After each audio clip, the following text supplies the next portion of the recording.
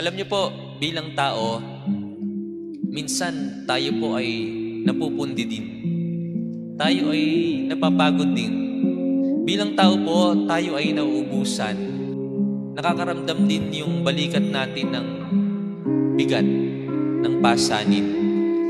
Kaya mo magtiis sa Kanya ngayon, pero hanggang kailan ka magtitiis? Baka maubusan ka ng pasensya sa Kanya.